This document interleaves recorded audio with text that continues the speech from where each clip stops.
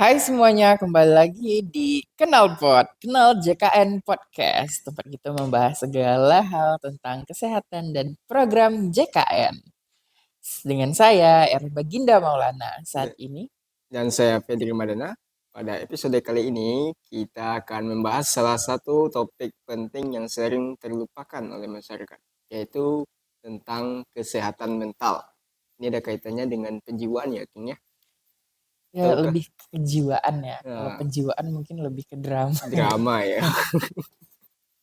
Nah, tahukah Anda bahwa layanan kesehatan mental sebenarnya sudah dijamin oleh BPJS Kesehatan?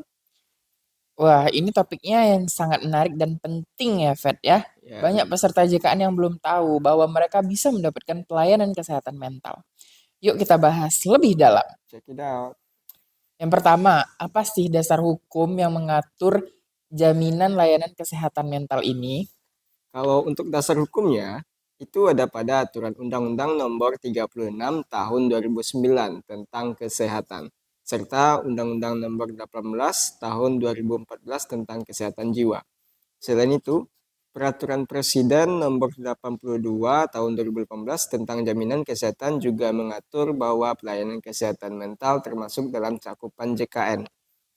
Nah, jadi sudah sangat jelas ya teman-teman pendengar setia Kendalpot bahwa pelayanan kesehatan mental ini dijamin oleh BPJS Kesehatan. Lalu, jenis pelayanannya apa saja yang bisa diakses oleh peserta JKN ya, Fed?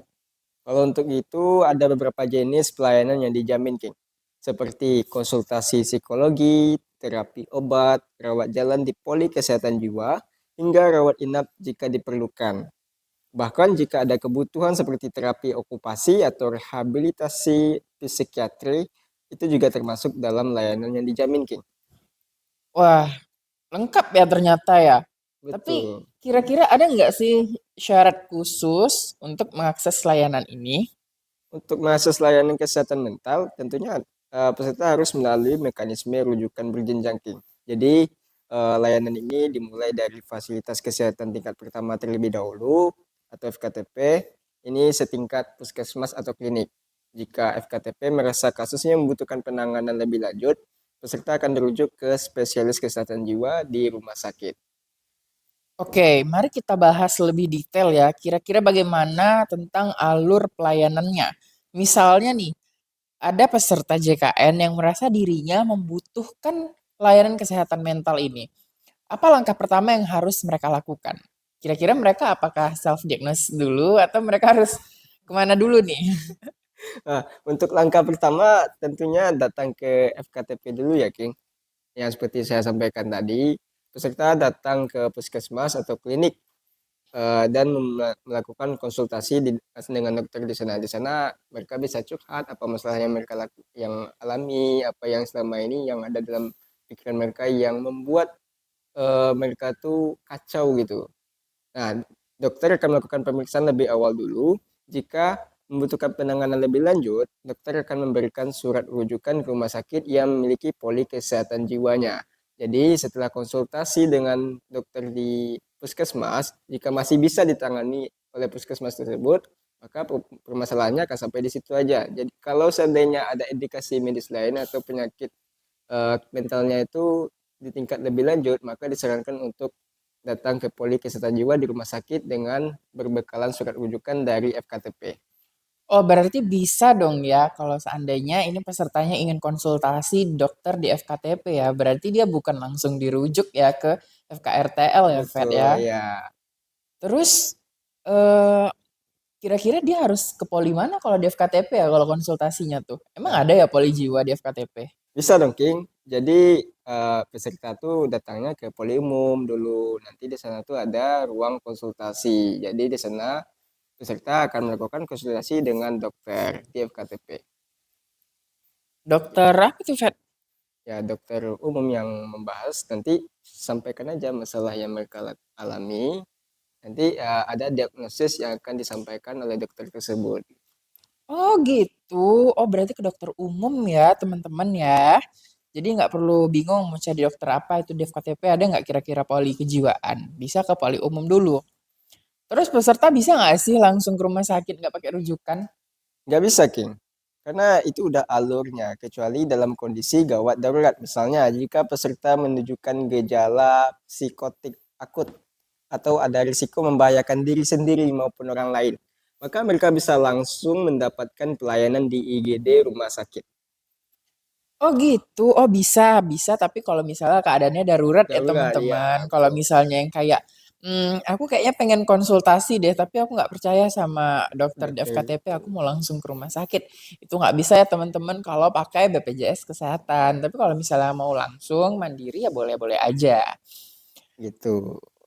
Terus gimana dengan obat-obat kesehatan mental yang kayak kan ada tuh beberapa kayak zat-zat kayak obat-obat penenang gitu ya. Itu kira-kira dijamin juga nggak sih atau itu kita harus bayar sendiri? Yang dijamin cuman biaya konsultasinya aja. Tentu saja dijamin, Ki. Sesuai dengan Formularium Nasional atau Fornas, peserta bisa mendapatkan obat seperti antidepresan, antipsikotik, atau obat lain yang diresepkan oleh dokter spesialis jiwa. Semuanya ditanggung oleh BPJS Kesehatan. Bahkan kalau kalian mau butuh obat yang harganya minim, kayak silakan ngopi aja di Alfamart, duduk di sana aja ya, santai gitu.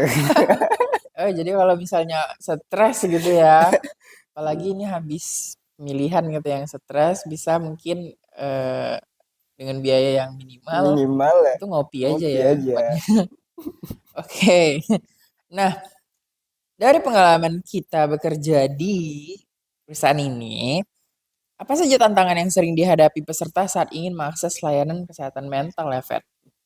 Kalau untuk itu, salah satu tantangan utamanya ialah stigma. Banyak peserta yang merasa malu atau takut dianggap lemah jika pergi ke fasilitas kesehatan jiwa.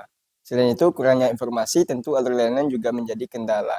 Bahkan kan kalau orang merasa kalau udah bilangnya ini dalam tanda kutip ya, kesehatan jiwa, orang mengiranya itu kita udah gila atau setengah gila gitu kan. Bahkan ini kan penyakit yang umum yang kita rasakan, cuman istilahnya aja yang baru-baru ini yang terdengar bagi masyarakat Indonesia itu stigma negatif. Iya, iya loh, Fet. Aku dulu pernah punya pengalaman waktu itu aku pernah sebelum aku mengetahui tentang hal-hal yang ini, aku tuh kayak pengen gitu rasanya. Cuman gimana caranya kayak gitu. Hmm, Waktu itu aku juga udah aktif JKN aku, cuman aku nggak tahu. iya. Akhirnya aku cari informasi di X, dulu kita bilangnya Twitter ya. Ah, Dan ternyata di sana dijelasin kalau ya semuanya bisa kok pakai BPJS kesehatan mental, apalagi kita yang Gen Z Gen Z ini ya, ya, Gen Z ini Gen yang Z paling paling apa ya, paling dekat paling memang dekat. bahasa-bahasa sehari-harinya kita Ah, mental health. Aku mental nggak health, bisa, mental health aku terguncang, terganggu. Memang mental, butuh banget layanan kesehatan mental ini dan iya, aku bersyukur banget loh BPJS itu ternyata menjamin kesehatan mental kita karena itu perlu supaya kita bisa melanjutkan hidup dan bekerja dengan dengan baik ya tenang, kan. iya, Emangnya ada orang yang kerja nggak stres gitu, menjalani hidup nggak stres? Pastilah kan, setiap orang beda-beda, setiap orang iya. kekuatannya beda-beda ya kan? Apalagi nanti ketemu lingkungan yang toksik, lingkungan yang tak sesuai dengan harapan kita pas melamar pekerjaan, Iya, apalagi nanti kayak aku mental breakdown mental ya, aku harus breakdown, ya. lampiaskan ke siapa, kemana? Belum lagi kita tahu kan, kalau misalnya anak muda itu tingkat, mohon maaf ya, mengakhiri hidupnya cukup tinggi Tinggi. dikarenakan oleh kesehatan mental. Jangan sampai hal itu bisa terjadi ya teman-teman di kita. Terus gimana tips agar peserta bisa lebih mudah mengakses layanan ini ya, Fet? Tipsnya ialah, pertama jangan ragu untuk memeriksakan diri jika merasa ada masalah kesehatan mental. Nah, kebanyakan orang di sini nih, King. Dia ragu mau memeriksakan kesehatannya. Lagi ini berkaitan dengan kejiwaan. Karena dia kalau udah mendengar kata mental itu, konotasinya itu udah negatif kali lah. Nah, kedua, memanfaatkan layanan FKTV untuk konsultasi awal. Lalu selanjutnya, gunakanlah aplikasi mobile JKN untuk mencari informasi fasilitas kesehatan terdekat yang menyediakan layanan kesehatan jiwa. Oh gitu ya, Fet. Terus gimana caranya edukasi kepada masyarakat? Apa yang harus kita lakukan supaya masyarakat bisa mengerti tentang layanan kesehatan mental ini? Untuk konsultasi untuk mengedukasi masyarakat, BPJS Kesehatan secara rutin mengadakan sosialisasi dan edukasi tentang pentingnya kesehatan mental, baik melalui media sosial, eh, sosialisasi dengan pihak-pihak eksternal, maupun kolaborasi dengan komunitas. Peserta juga bisa mengakses informasi tersebut melalui website resmi kami di BPJS Kesehatan. Wah, diskusi kita hari ini ya, kayaknya sangat informatif dan sangat berguna bagi seluruh rakyat Indonesia, terutama Gen Z. Gen Gen Z Z dan lagi ya, Gen Alpha Gen ya, Gen Alpha. Zalpa kalau sebutannya sekarang. Gen Beta belum hadir ya, Kang? Oh, belum, Gen Delta lagi proses Lagi ya, proses ya. sabar. Terima kasih ya, Fet. Saya harap pendengar podcast Kenalpot ini jadi lebih paham bahwa kesehatan mental itu penting dan BPJS Kesehatan selalu hadir untuk mendukung kesehatan mental Anda. Betul sekali, Kang. Pesan terakhir dari saya, jangan pernah merasa sendiri dalam menghadapi masalah kesehatan mental. Manfaatkan layanan yang tersedia dan ingat bahwa kesehatan mental sama pentingnya dengan kesehatan fisik. Terima kasih banyak atas informasinya ya, Fet. Dan terima kasih untuk teman-teman yang setia mendengarkan podcast Kenalpot. Sampai jumpa di episode berikutnya. Salam sehat semuanya. Dadah.